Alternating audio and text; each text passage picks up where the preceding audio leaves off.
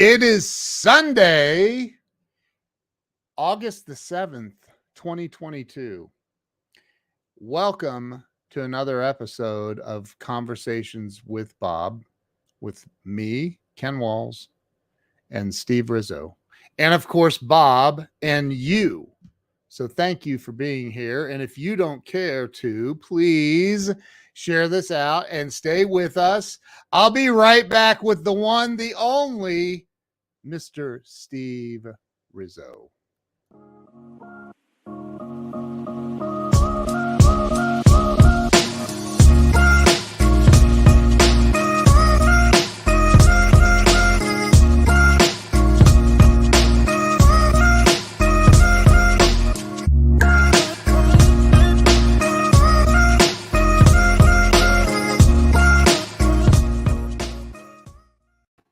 There we are. We're live. We're live. We're happening. We're now. We are it. What's happening, Steve Rizzo? It's been a wonderful weekend so far. Spent time with my two brothers today. My brother Michael and my brother Rocky Rizzo. Go figure. Rocky. Yeah. He would have been a perfect character in The Sopranos. Wow. Seriously. I'm serious. Look, all these people. Wow, already. Lori already shared it. She's happy to be here again. Lori Zapata, your name is not hidden tonight. So congratulations. Good to have you here, Lori. That's awesome. We have Elisa watching from Germany. Excellent. And we have Bruce Mills. Holy crap. Bruce Mills. The Bob Stars. Facebook user. I'm sorry, Facebook user. It's got to be Jerry. Who? Jerry Eisenhower. I don't think Jerry would throw up that symbol. I don't think. Well, he was a Facebook user last week. That's why I said. He's a Facebook user often. Yeah. Yeah. Cynthia Mannion is here. Hello, we Cynthia. love Cynthia. Hello, Cynthia. Cynthia, come here. Oh, it's Eric. Can you say his last name? Say it. What do you think? Come on. Yes. Flournoy. Huh? Flournoy or Flournoy. You're very close. It's Flanoy. Flanoy. Flanoy. Flanoy. I'm like, take the R out, dude. Yeah. And the O and the U and just put an A in there. Flanoy. That's how it's pronounced. Because that's very flanoying. So, hey, all right. Listen, and congratulations, Lori has never been in Facebook jail. That's good. So I wanted to talk tonight about when everything is going wrong. We all know those people. You've been one of them. I've been one of them. When not only are you speaking about it, you're posting about it, you're thinking about it, like, oh my God, everything keeps going wrong in my life. Everything keeps going wrong. I just can't seem to catch a break. Oh, just when I thought it couldn't get worse, this happens or that happens. You know what I'm talking about, right? Oh, yeah. Oh, absolutely. It's the biggest curse we could play on ourselves. We know a lot of people like that, right? Do we know people? And we all go through it. We all go through it at various stages of our lives. But some people, it's become who they are. Yes. And the more they keep focusing on why their life isn't working, they don't realize that the more their life won't work. It's the law of attraction in action. It's the more you focus on your lack, the more of that you're going to get back. The more you focus on what isn't working, the more your life won't work.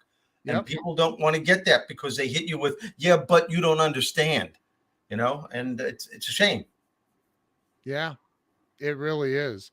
So let's talk about and here's the other thing. I don't know about you, but I've been in the past, I've been guilty of trying to get those people to change. Trying to get those people to that's right.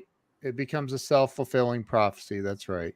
Yep. but trying to get those people to wake up and see the error of their ways.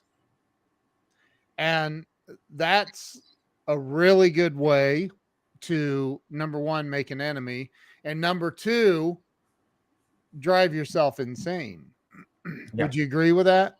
Yeah. Yes. Yes. Yeah. Absolutely. The thing is, though, I've learned is that you you can try as much as you can. You can try so many different methods to get a person to communicate what you're trying to say, but if they're not willing to change, they won't. Right. Some people they just, and you got to let it go. Because after I give my programs, I hear one of the biggest, if not the biggest question I ask. I have a husband that does this, and I have a wife, or my son. How do you live with someone who does nothing but complain? You live in the same house, and Yeah. how can I change them? Right. And it's a tough thing to answer. The only thing you could do is do it gradually and say to that person, perhaps, have you noticed, honey, that I'm basically in a good mood most of the time? Have you noticed that I'm confronted with challenges too, but I don't focus on what isn't working. I say to myself, what can I do to turn this around? Who can I go to that can help me? What needs to be done for me to get from here to here? I know I can do this. I know I'm going to be confronted with challenges throughout the course of my life. Everybody is, but I'm also smart enough to know it's not what happens to me. It's what I do about what happens. And I think that's the only way you could explain it. I mean, at least that should be the opening statement. You know, I love what Lori says. People have to be willing and able. Some are willing but not able. Others are able and not willing. So, I agree with that. The problem, I think, and it goes back to, I think it was who said, "Be the change you wish to see in the world." Was that Buddha? Yes.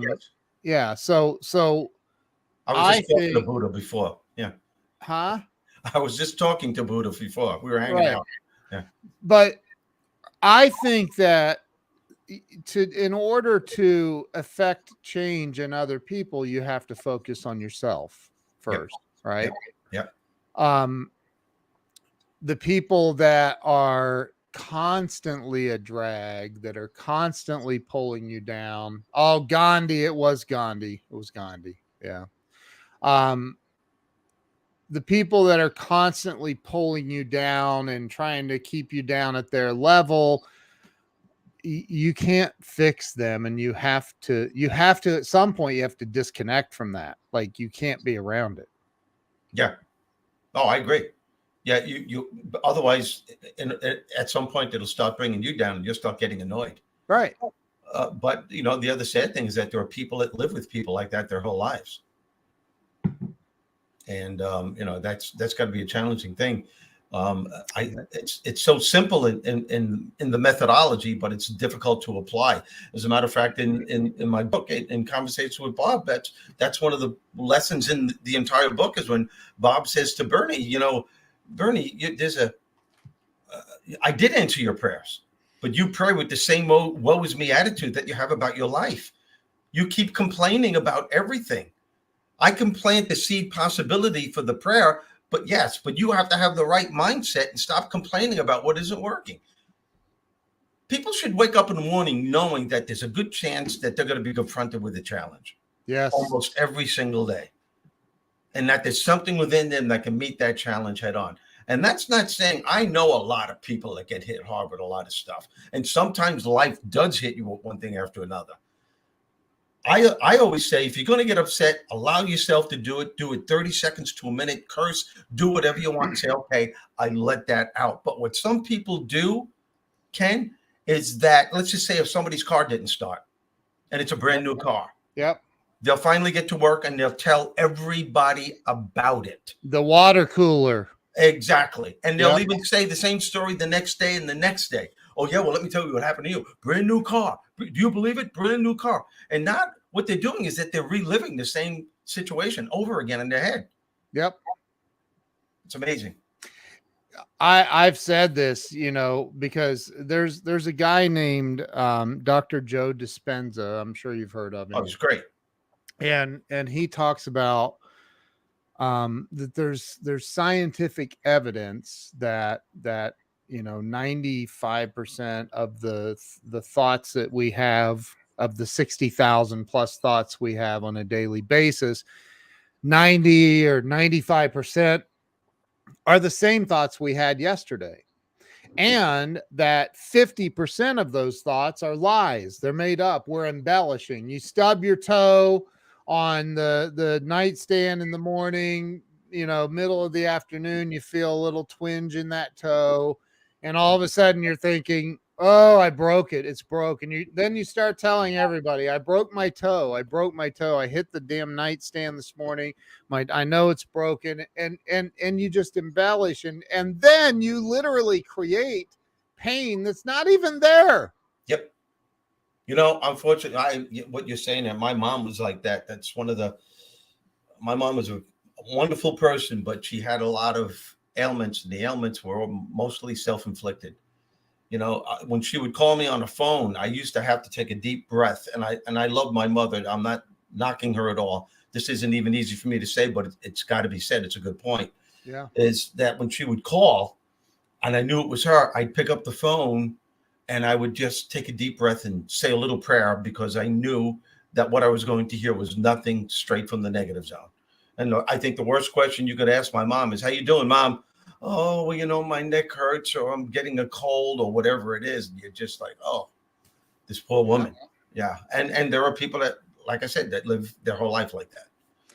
The problem is, and you tell me, because I'm going to come across as a cold-hearted whatever, but like, it's like, on this Wednesday, I saw, if I make it until Wednesday, I'll have 20 years of sobriety. Wow. And which is Congratulations. unbelievable. Thank you, dude. I appreciate that. It's a miracle. I'm very, very grateful. Very, very grateful. But they say that once you're an alcoholic, you're always an alcoholic. It's like once a cucumber becomes a pickle, it can never be a cucumber again. It's a freaking pickle now, right? Right. And I think about the people who are like that, and like you just described, and I notice it because now I'm awake. You're awake. I'm awake. I see it, and it drives me crazy. And I judge them in my mind. I do. I judge, and I think, man, and not in a horrible fashion, but like just oh my God, you categorize them. Yes. You're saying to yourself, oh, they're one of those. Yes. And it's not that you're really knocking them, but you're just going, oh, this is going to be challenging for me. Exactly. Yeah. And I'm sorry, will you continue, Ken? I didn't know you were going to. No, I just want to, how do you handle that? Because I can't take it. And Lisa says it right here. Once you're awake, it's hard to hear it. Sometimes it's not hard to hear it for me. It literally makes me physically ill. Like I get sick to my stomach listening to somebody play the victim card and be because I know they're bringing that crap on themselves. I know they are. Yeah. No, I know. And a way for a person, for you people that are listening that fit in that category, we're not knocking you. We're trying to make you aware that there are alternatives. I'm knocking you. If your day's going bad and the next day's going bad, everything's going bad. All right, fine. But there is always something. We talked about this last week that you are grateful for. And you do have the ability to shift your focus and way of thinking. Slightly do it. And think of something else that will put a smile on your face. If you're having financial difficulties and you're having more financial difficulties, and it's obvious that you're having financial difficulties, if you keep focusing on those financial difficulties, on your lack, you are always going to have financial difficulties because you won't be able to see the opportunities that the universe or God or Bob is bestowing upon you. Yep. That saying I just said before, the more you focus on your lack, the more you're going to get back is very true, and it's hardcore. And I'll Yep. give you another example. Years ago, we were just talking about a car that didn't stop. I wrote an article, and this was in Success magazine. I called it "The Girl with the Radiant Smile." I was in San Diego, and I was right along on the beach in San Diego, and I saw this beautiful young woman sipping a Starbucks coffee. She was barefoot, and she looked like she could have been on like a commercial. And she had this smile on. And I went up to her. I said, "I'm sorry." I said, "You have got an incredible smile." She goes, "Oh, nothing to say sorry about. Thank you. I appreciate that." She says, "What's not to smile about? I'm sipping a delicious coffee. There's a beautiful breeze. I live in San Diego." She goes, the weather is always perfect here. And I And said, hold it. Did she also hold on? Let me ask you. Did she say, and I'm filming a commercial for Starbucks and you're in my shot? No. no, but she did say she's on drugs. No, I'm only kidding. But I'm high as a kite, dude. No, try this, man. You're gonna feel really good. I'm telling you, man. Oh So, my gosh. so anyway, you crack me up. Um, so I said the key question was, I said, "Are you always like this?" She goes, "Well, yeah, for the most part, I am." I said, "Don't certain things upset you?" She goes, "They do, but I know well aware what happens to me when I let something annoying or negative situation take control of me." She goes, "As a matter of fact," she said, "I just have a brand new car." And she said, "And it wouldn't start." She goes, "A brand new car. This is my second day. I'm going into my garage and I go to start it and it won't start. And I have to go to work." So I said, "Well, what'd you do?" She said, "I was frustrated. But my neighbor next door noticed that something was wrong." And she said, "What is wrong?" And she said, "My car goes, I can't start it. I got to get to work." So my neighbor volunteered to take me to work, she said. And she goes on with the story. She said, "I've been living next to this woman for 8 years. We barely had a conversation. She drove me to work. We had an incredible conversation." I said, "And not only that, we made a date to go out and this weekend to for lunch Yep. and communicate and have a good time." So she said, "You know what? I could still be focusing on my car right now, but I choose to focus on the new friend that I just made." And that's my point. Yep. There's always something else you can shift your focus to. Maybe it's your children. Maybe it's your husband. Maybe it's your wife. Maybe it's your friend. Maybe Yeah. it's a particular goal that you achieved. It, Yep. it could be a lot. It could be a lot of things. If you think of the consequences of holding on to the crap that life throws at you, man, life is going to be crappy. Look, this Bruce brings up Grant Cardone says his answer about getting rear-ended.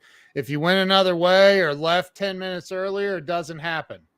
And that's right. So now I'm not saying that accidents don't happen, they don't, but if we start taking responsibility for everything in our lives and we start taking responsibility for every way we react to the things going on, then life becomes much more magical.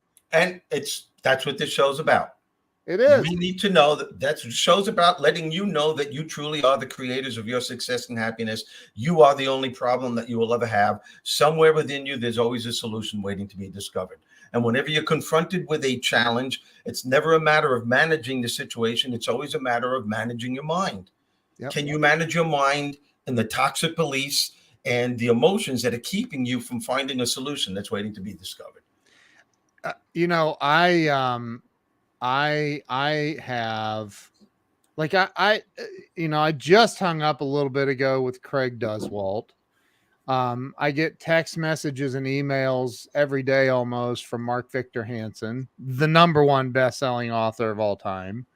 I I talk to you all the time. I call you 95% of the time. You send me to voicemail. I'm kidding. You answer 95% of my calls. But I mean, I think about all of my day, and all it takes is what you said a little bit ago, Steve. Is what it takes is when you can find the tiniest little inkling of something to be grateful for. That's all it takes.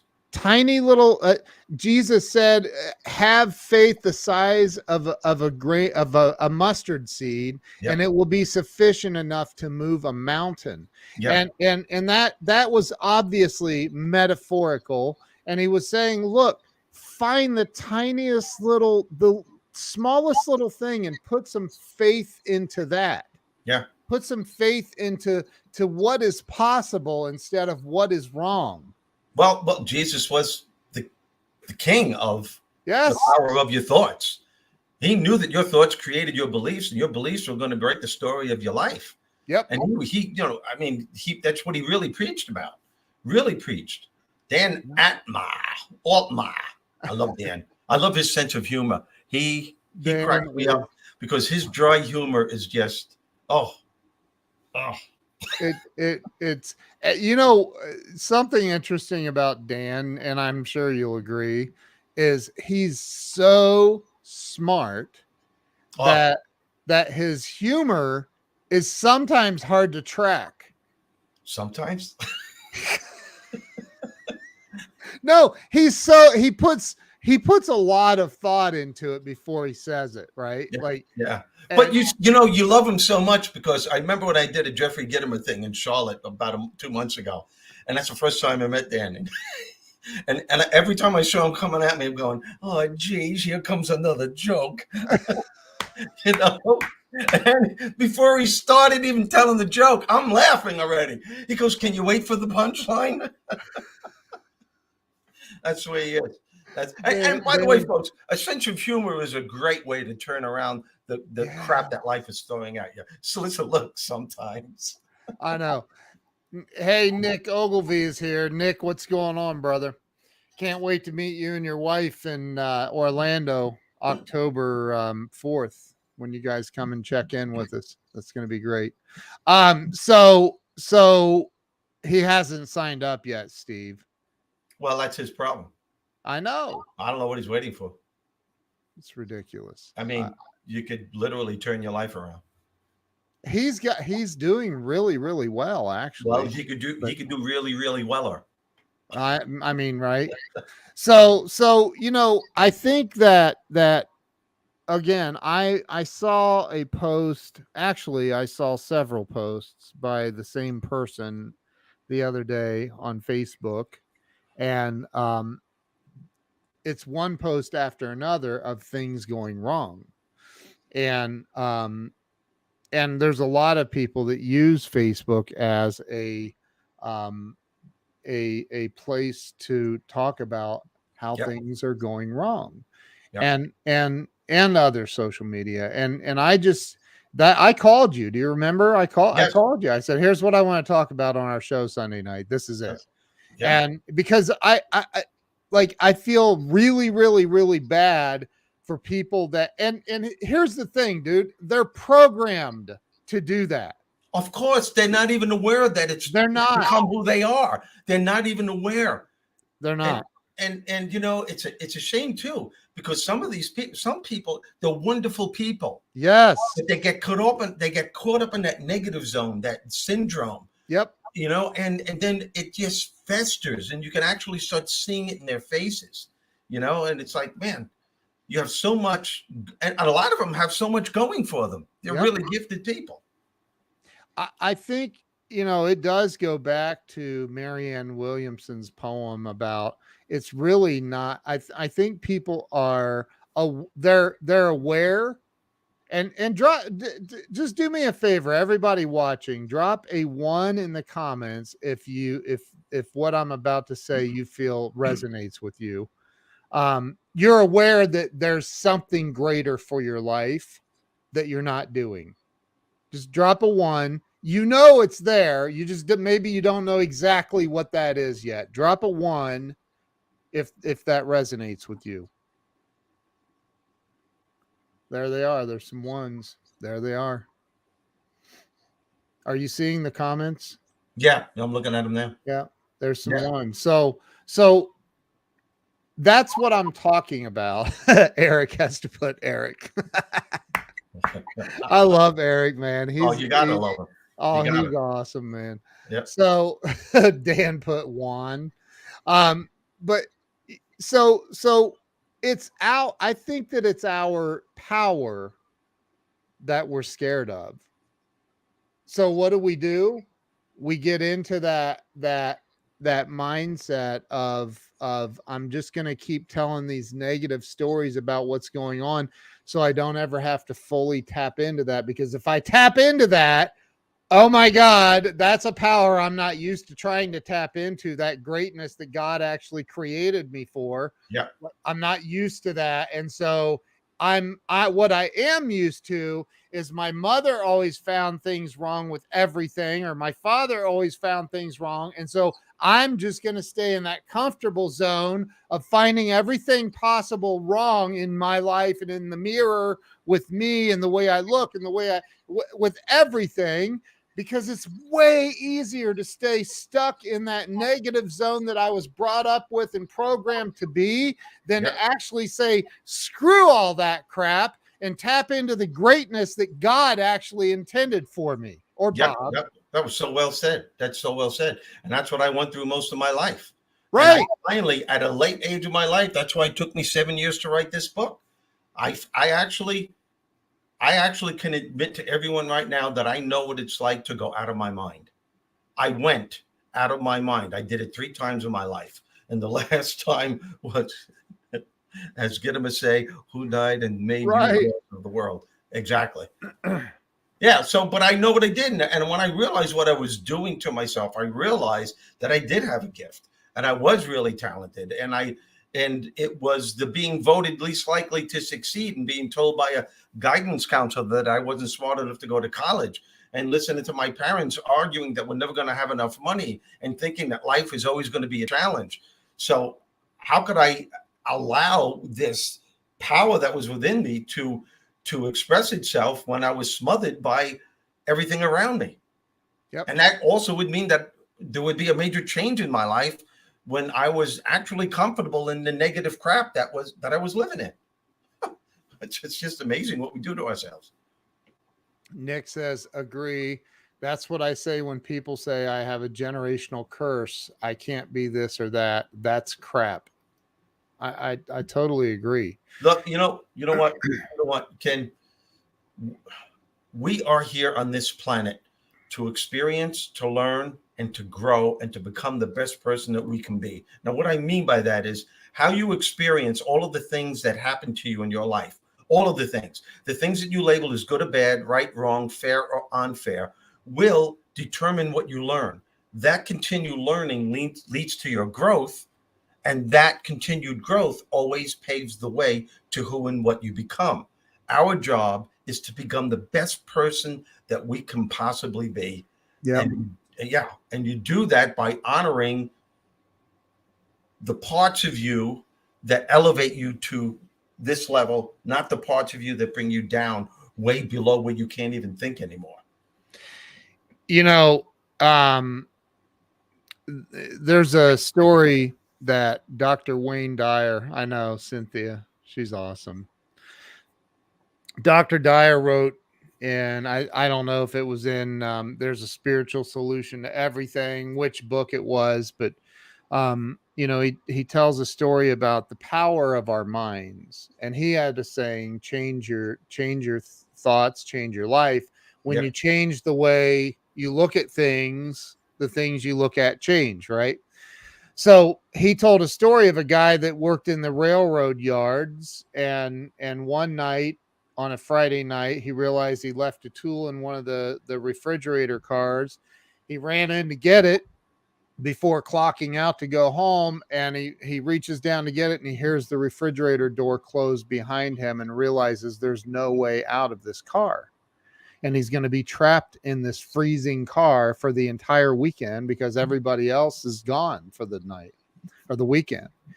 And he realized quickly that he was cold, getting colder. He wasn't dressed to be in there. And the Monday morning, they found him slumped over dead, holding a piece of cardboard in this box car, and he had scratched with something, getting cold, getting colder, and he died. And so after they did some research, they found that that refrigerated car actually was not even turned on. It was in for repairs. The temperature was like 57 degrees, which So- would be chilly, but not enough to kill you. And he did it with his freaking mind. Wow.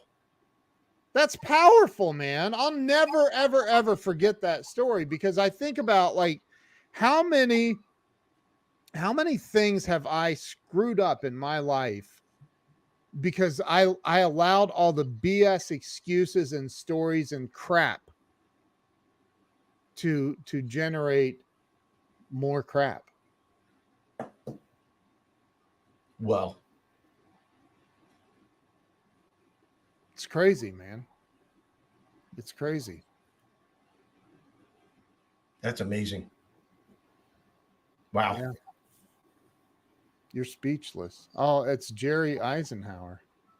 Daggone. I wish they would show his name and picture. That's crazy. I don't know why they keep doing that. Clarity often takes many years to obtain, and where one takes off in life on a new pursuit for which we were intended to pursue, usually it takes significant pain. It does. I say that pain is the predecessor of all wisdom, the law of crap. Anything is possible are 3 words I saw every day, all day. I'll never stop. Giovanni Livera? Who is that? Anything is possible. Wow. That's Is way you got something on your phone that stopped you in your tracks. Everything okay? Yeah. Talk about what we're talking about. We suspended your Amazon account due to unusual activity. Don't click on that. That's spam. Don't. Is it? Yes, that's spam. Yeah. Don't click Wow. on that. A lot of people are getting that on Facebook and everything. I get that. I get that same message 2 or 3 times a day. Wow. Every day. I'm glad you told me that. Thanks. Delete it. Don't even don't click on that. That's yeah, it's spam, and What are they trying to do to me now? right. The law of spam. That's Yes. pretty funny. The law of spam. Yeah. Yeah. Yeah, but you know what? I as we're talking about what we're talking about here is so important, because there are so many people, they take that mood with them to their children's birthday, to an anniversary, Yep. to a party, to everything. Yep. To everything. And they actually walk around with an existence saying, my life isn't working. It was always like that. And I can prove it to you. That's what really gets them, is when they can look you right in the face and tell you this isn't working, that isn't working, and I never get a break, and my prayers aren't answered. And it's not realizing, man, the law of attraction, it doesn't show favorites. It just responds to the way you live your life. And I think that there's a lot of people that they consider this whole idea of law of attraction, and they consider it new agey, and they consider it something that is not of God, and that it's, and to them I go, you know what? You're right. But Jesus talked about it, may not have used those words.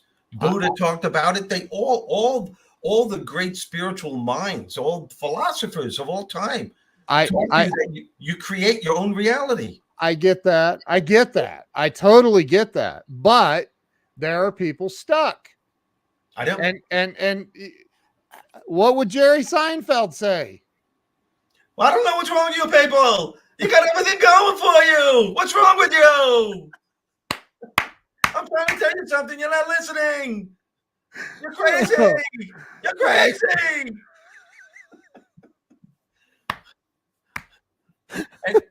That's so funny. Before, this is serious. See, but God, I love you. Jerry, look, Jerry Eisenhower said change is painful, and that's part of the problem. Do you know, Ken, there are people, women that stay, and men, stay in painful relationships because the fear of changing is more powerful than the abuse that they're getting at home.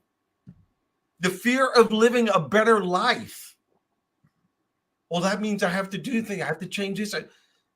And they stay stuck. Yeah. It's again, this is not a judgment. I've been No, there. I've been there. I've been there. It's not a judgment. no, It's it's not. not. It's not.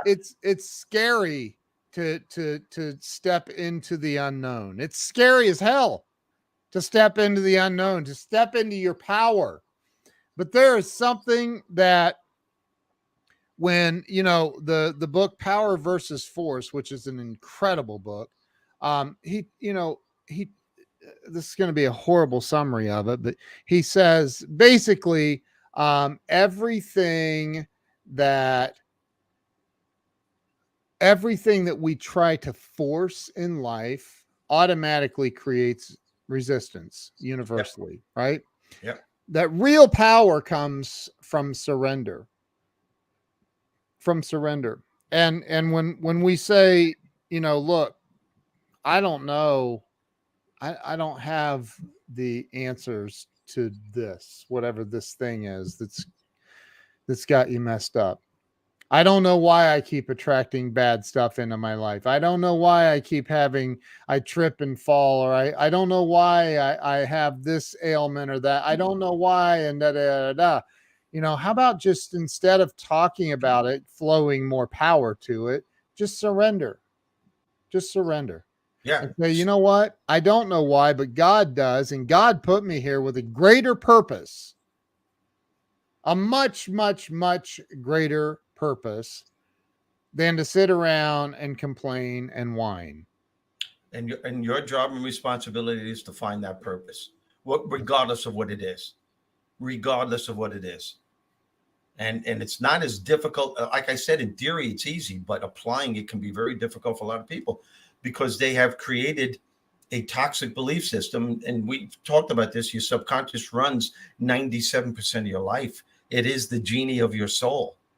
Yep. And whatever the more you keep saying your life isn't working, the genie of your soul is saying, yes, you're right.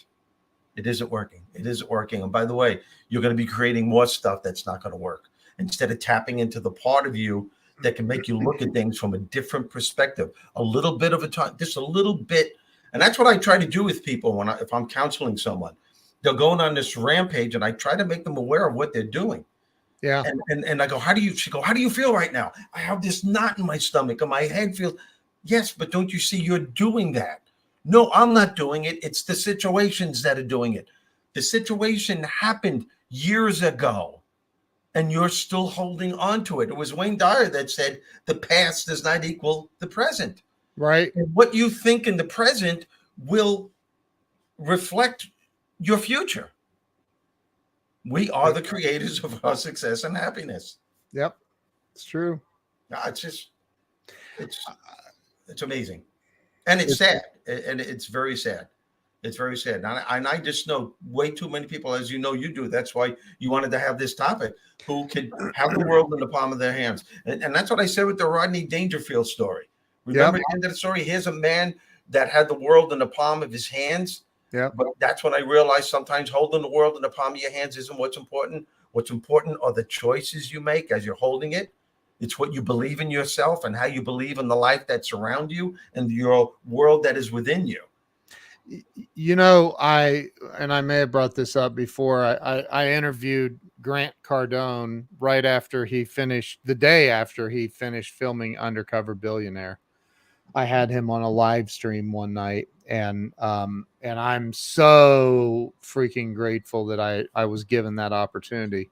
And we talked about 30 minutes on that evening, and I said something to him, and I fully expected he would say, yeah, you're right.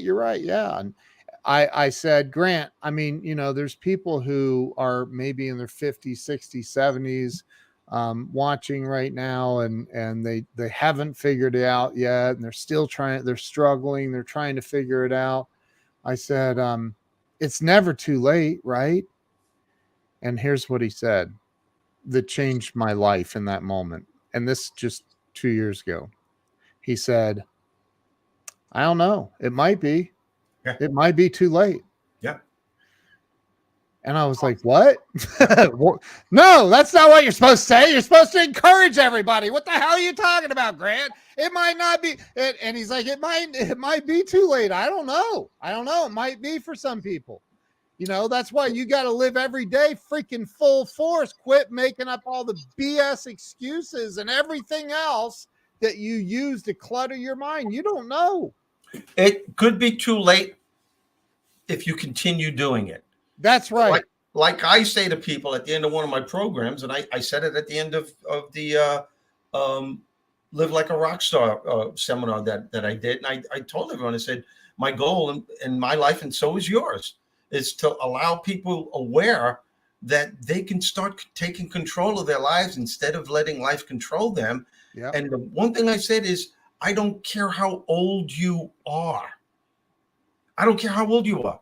You can start turning your life. You could be in your 80s and make a promise to yourself that you're going to start your life around. And as someone said in one of my workshops once, well, you know how old I'll be once I finally get it all together? And my answer was, yeah, the same age you'll be if you don't do it. Right. You can do it, though. Honestly, here's the rub on that is actually, if you are focused on turning something around, making yourself better, you have a goal, you have a purpose, you're moving towards that, there's a good chance you're going to live longer than if you don't. Because if you don't have a purpose, you're not working on getting better, you're still a negative Nelly or a terrible Ted. Wow, I just came up with those like that just. It's brilliant. That's brilliant. I might even cry. But like you're going, it's like the guy in the train car. He willed himself to death. Yeah, you know what? That's an amazing story. That's a pretty amazing story. That's whoa. If that's how powerful the mind is. Yeah. It's crazy. That may be Grant's point. That's a principle in scripture. If one continues in that way, it could be unchangeable. Yeah. It could be unchangeable unless you're aware of what you're doing to yourself. See, I'm an optimist when it comes to that. As soon as you become aware, awareness is the key that sets you free. As soon as you become aware of what you've done to yourself. Yeah. And you just go, whoa, I get it. There was a point when that happened to me. I just got it. And it was as I was writing this book. Yep. I thought, oh, yeah. Okay, I get it now. And it just clicks and you're saying, I got to work on myself now. Yeah. And every time I would challenge myself, let's see if you can go through the day without thinking a negative thought. And if you do, you have to start all over again. That's so different. Man, I'll tell you, it wasn't easy. It wasn't easy. I think personally, I think that's impossible. I do. I think you're right. Yeah, I think right. but it's one heck of an exercise. Yep. Albeit futile, it's one heck of an exercise because again, what you focus on grows and expands in your life, right? Absolutely. And so when you can learn to start focusing on the positive things, because everybody, I don't care who you are. I don't care what you've been through. I don't care what you're going through. I don't care what direction you're heading or where you've been, which way is up, which way is down for you. Does not matter. Everybody on this planet has something that they can be grateful for. Something is there. Something. Yep. Just got to find it. It may take a lot of digging. Absolutely. But you got to find it. Absolutely. And once you do, and you really feel it, you will find something else. Yep. And then you're going to find something else. Yep. And what happens then, if you're fortunate enough, you can create this mindset where when you are confronted with another major challenge, rather than focusing on what isn't working, you might say to yourself, all right, this is really bringing me down. How did this happen? What can I do to turn it around? Who can I go to that can help me to do this? There are so many power questions you could ask yourself to get back on track again. And this is what separates those who succeed from those who consistently fail. Because even in the book, Bob says to Bernie, he goes, Successful, positive people have negative thoughts all the time. And Bernie goes, they do? And he said, yeah, they just don't allow those thoughts to become a part of who they are. They're very aware of what will happen to them if they do. Yep. So most of their thoughts, there are 90%, 85% are positive, which really knock the crap out of any negative thought that wants to come in and try and invade their way of thinking or their life. Yep. It's almost like the devil and an angel right on your shoulders here. You know, it's like that your subconscious is saying, remember what happened to you in the past, and this is your life, and this is what happened. You got screwed, and the other ones, this other part's going. There's something within you that could meet this. You can turn your life around, but most people go to the other side because it's so loud, it's so powerful, and it's so real to them. Yep. The other voice, the silent voice, is very quiet. It's me, but it's incredibly powerful if you unleash it and allow yourself to adhere to it instead of the other one. You know, I think about people, I mean, everyday people. It doesn't have to be anyone that's done anything exceptional like our friend Debbie. She's extraordinarily exceptional. But Yes, you know, huh? Yes, she is. She's absolutely a rock star. She's amazing. Yep. And if you're not following her, shame on you. Follow her right now. But I'm kidding. Like, I'm not trying to shame you. But the, you know, I look at people and I think, man, you know, you have everybody, most people have some form of the hero's journey where you had to face something difficult and you battled your way through it and you came out on top and you were victorious, and you know, a lot of people don't really celebrate that and really work on creating more of those overcomes and Yep.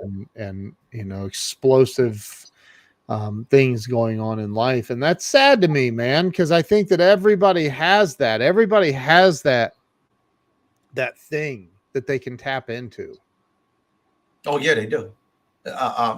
It, that thing that can combat the monsters that attack us every day, and that's what the hero's journey is all about.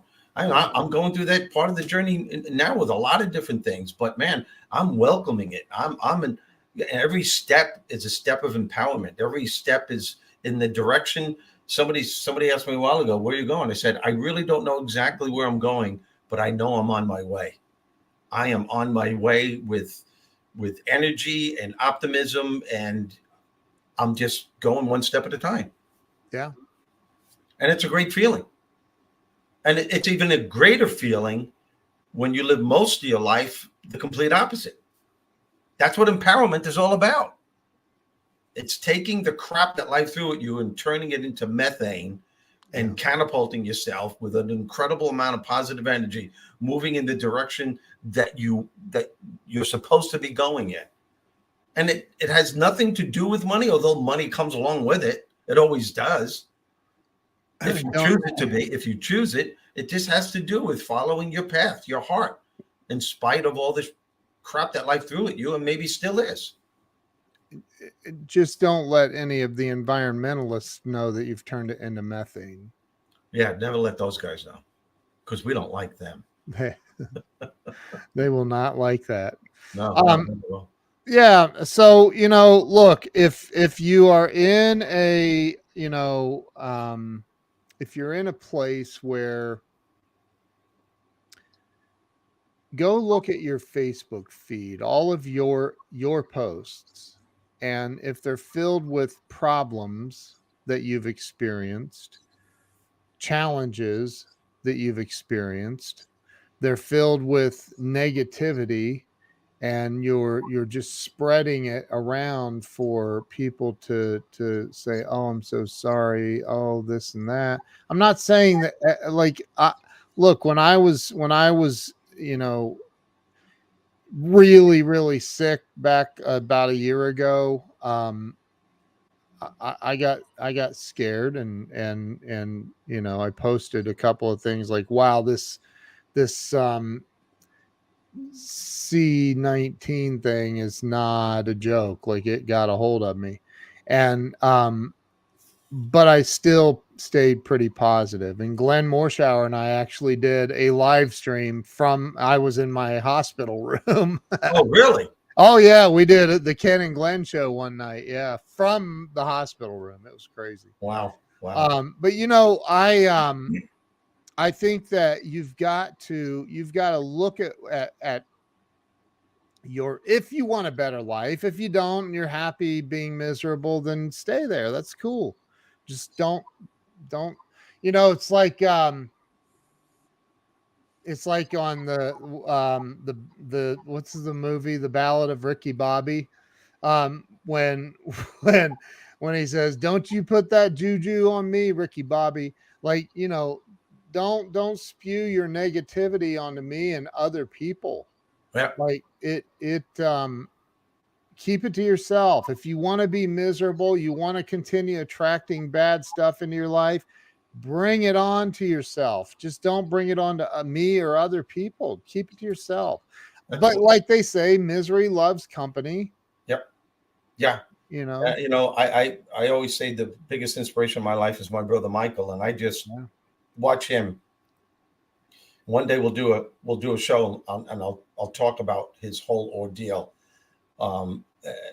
It's just amazing what he went through in the hospital for 7 months, and 21 feet of his small intestine were blown out or taken out on the battlefield, on the operating table, and just amazing stuff. And he just turned his life around because he kept focusing on the fact what was working rather than fixating on what isn't working. Right. Right. So he only had a foot of small intestine, and one, as a matter of fact, I'll just tell this one little story. There was Tell it. I'm going to give you full screen. Tell it. all right, I'm not going to tell the whole story. I'm just going to tell this part. Yeah. He's in St. Albans Naval Hospital in Queens, New York. And like I said, he was in a hospital for 7 months, and doctors gave him strict orders.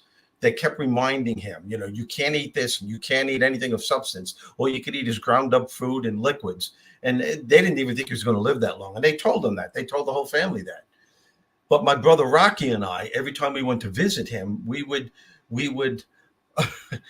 give my brother meatball heroes and slices of pizza, okay, while the doctors weren't there. So one day, three doctors walked in, and they're looking at my brother eating this meatball hero, all right? And they looked at him, and they just looked at him and said, I can't believe you're doing this. We're trying to help you. You're not listening to us. You're making a bad situation worse than what it has to be. We told you no solid foods. No solid foods. You have 1 foot of small intestine. How many times are we going to remind you? So my brother takes the meatball hero. He hurls it and hits one of the doctors square in the chest. Tomato sauce goes all over the guy's face. And my brother looked at all three, and you could have heard a pin drop after he said this. He said, you know what your problem is? You guys keep reminding me that 21 feet of my intestine were taken out or blown out on the battlefield. And I'm trying to focus on the 1 foot that I have left. He said, get the hell out of my room, because we're doing it my way from now on. Wow. So they left. A couple of days later, I'm sitting next to my brother. One of the doctors comes back in. He sits on the head of the bed, and he taps my brother on the leg, and he goes, I thought about what you were saying. He goes, and I think you might have something there. We're going to do it your way from now on. And they allowed him to do what they said he couldn't do, but he knew inside he had to make a gallant try to do it. Wow. And as a result, every step along the way was another notch on his victory belt until he finally got out, and it became an incredibly success story. He did more than survive. He thrived. He thrived. And he hated listening to the people that you were saying that kept complaining. One time, the people that he was surrounded with weren't going through half the stuff that he was going through. And he took a bedpan once, and he threw it at the guy. It was full, too. And he threw it at the guy that was in the bed next to him, saying, shut up. Shut up. Dude, what you're saying is so powerful. Eddie Alonso says, powerful story, Rizzo. It is a powerful story. I should I bring this up? Yeah. I'm going to bring this up. Why not? I go through I went my parents live about an hour or so away from us. We were up there last night, yesterday, and um I'm vegan, so I and it's not because I've said many times I love steak. It's for health reasons. It's not because I'm trying to not kill cows. I would choke a cow to death to get a steak out of it with my bare hands, mind you. So it's not that's not the reason. It's for health reasons. But so I Burger King has this thing called the Impossible Whopper. It's really a great alternative, and if you're on the go and in a hurry, and so we go through this Burger King. I get to the window. I'm in Ohio, which is a pretty, and I'm in a really conservative part of Ohio. And I get to the window, and this woman, this girl, young girl, is wearing a mask. And I go, "Are they requiring you to wear masks again?" And she goes, "No, it's just really on the uptick here in this county, and I'm scared." And I'm like, and I'm not, this is not a judgment. Okay. If she wants to wear the mask, that's fine. It caught me off guard completely Yeah. because we just Yep. don't see it here anymore.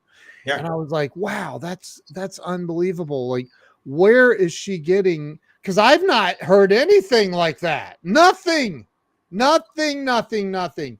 And I'm like, oh my God, is there something I need to be scared of that I haven't heard about? But Yeah. that's what I'm talking about. Is the fear that can control your life. It can control everything in your life. Yeah. And again, I'm not judging anybody that's wear the mask. I don't care, but like I think, and Eva says it here, fear equals control. And I pulled away from that, and my wife's like, "Oh my gosh, I like, wow, where do you suppose she's hearing that?" I said, "I don't know. I don't watch the news, so I don't know. You I just don't sounded know. like Seinfeld. I don't know. I don't What's wrong know." with you? Anyway, No, so yeah, no, I get that, yeah, and you're right, and it's that fear thing, and they take it with them everywhere they go. everywhere, man, everywhere. Fear can be paralyzing. It can be absolutely paralyzing. And it could also be a motivator. It can also motivate. It depends, like Right. I think my brother, he looked at where his life was going, and he said, "No, I'm still alive. I'm not ready to leave this planet." And I think in Yeah. part it was that fear that gave him that alternative to focus on what was working rather than fixating what isn't working. And I Yeah. swear, even when he got up to go to the bathroom by himself, he was like celebrating. Yeah. It was that one little shift, and then he started eating all kinds of different foods, and he went to college, and when he got out, it was 94 pounds, and we didn't think he'd be able to do it. We really didn't, because we thought it would be demoralizing for him and it would just make him worse. He graduated with honors. He went back to the same school that he graduated from, became a history teacher, then an attendance officer, then assistant principal, then principal. And when he wanted to retire, they wouldn't let him. They made him superintendent of the entire school system. Wow. And it's just an amazing story, and he's the main reason why I do what I do today. Wow. Because those common sense success strategies that are in this book are the strategies that he used to turn his life around, and he didn't even realize it. That's the ironic thing. Right. He didn't know he was using strategies, but I studied him. Yeah. I studied what made him survive, what made him just overcome what doctors said were impossible. How was he able to do that? How was not only he went whitewater rafting a year or year and a half, maybe 2 years after this ordeal. Wow. We all know, I'm talking about the heavy whitewater rafting. Yeah.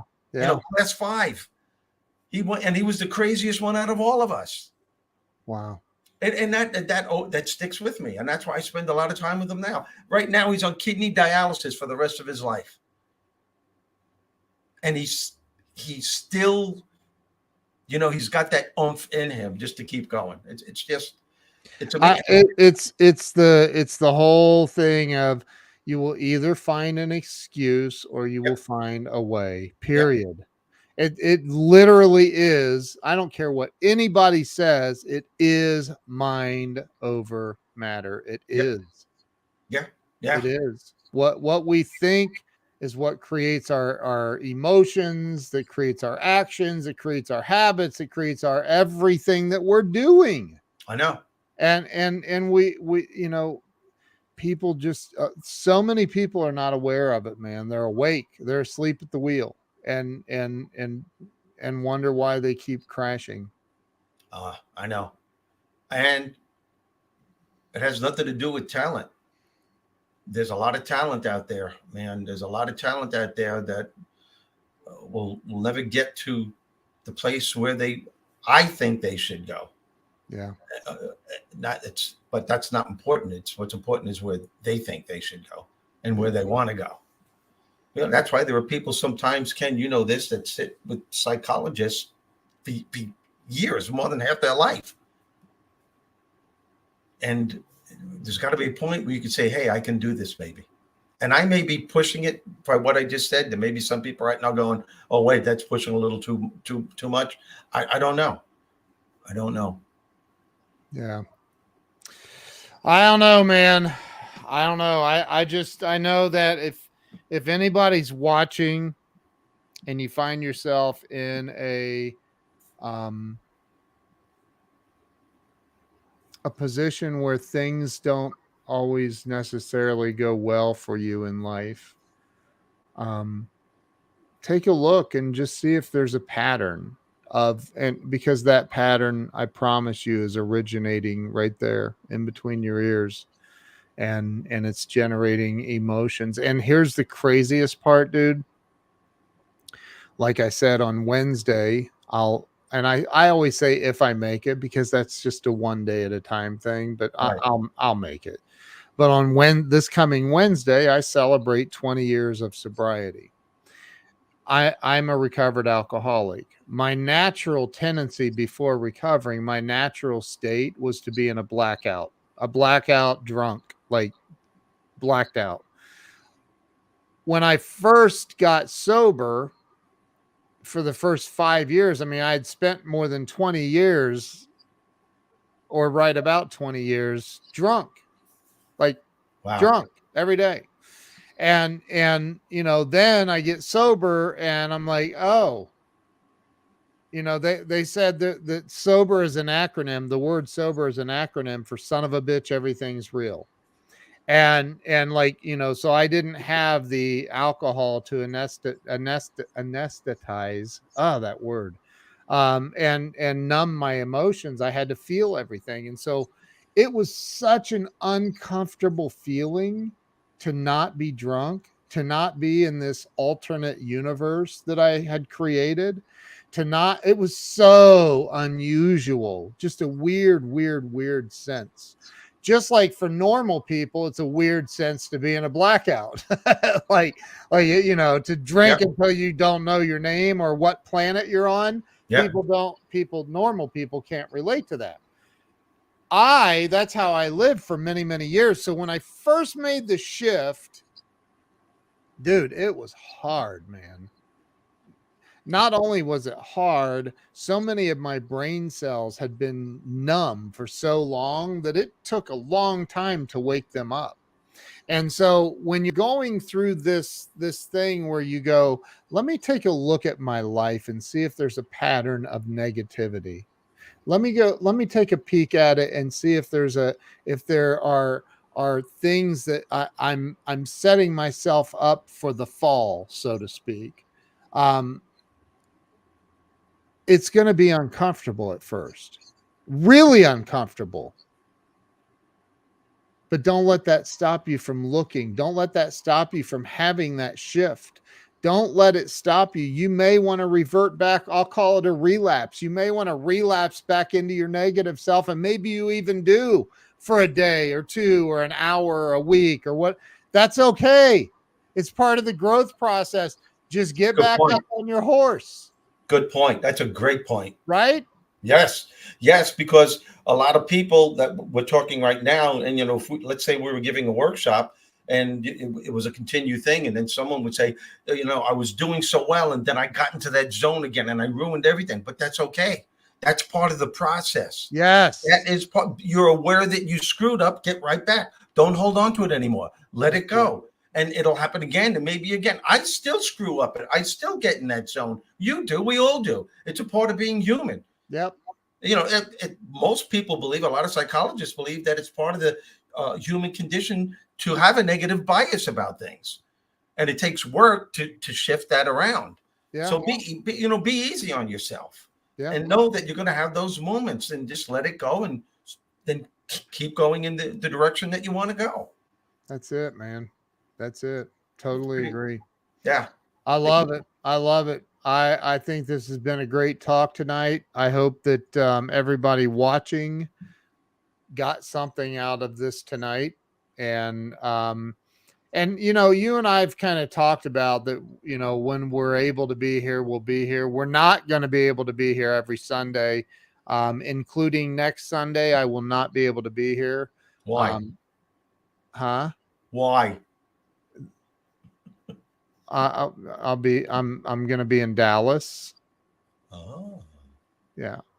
Cool. Good for you. I'll explain that to you afterwards. But okay. Yeah. So I'm not going to be around. So we will not be able to do the show next week. I'm so sorry.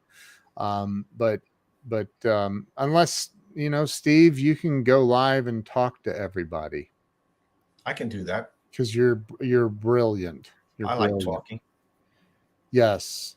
So everybody make sure that if you have not picked up a copy of this book, Conversations with Bob, by the one and only Steve Rizzo, then you probably never will, and you should buy my book instead. What are you talking about? What's wrong with you? And by the way, it's funny. Thank you so much for your incredible review on Amazon too. That was yeah. That was really, really nice, because I know I was getting on your case for not reading the whole book, and all of a sudden you did. I did. Do it live with Bullwinkle. Yeah, I'm going to do a conversation. Hey, welcome all you people out there in podcast land. This is your old pal Bullwinkle, and we're going to do Conversations with Bob with just Steve Rizzo. Where's Ken? Nobody knows. Nobody cares. No, but we love him so much. Oh my God, that is so funny. So, so listen, I'm serious. Go get a copy of Conversations with Bob and read it. It's an incredibly powerful book. Steve knocked it out of the park. So such a good book, dude. Such a good book. So everybody go get a copy of it. Steve, that's a wrap, dude. You ready? I'm ready, man. It was a good show. It was a great show. And we'll see you guys in a couple of Sundays from now. I'm not going to do the show by myself. I wouldn't do it without you. This is our show. So appreciate that. Yeah. Thank you. So thank you. No problem. And thank you, folks. Please share this with everyone that you know. And our goal is just to be a spark that can ignite change in people's lives. That's what we do. That's it. That's how we roll. So until next time, Steve Rizzo, Ken Walls, and Bob. Bob, thank you for always being here with us and for us. You guys have a great upcoming week, and we will see you real soon. Stay with me, Steve. Okay. See you guys. Okay.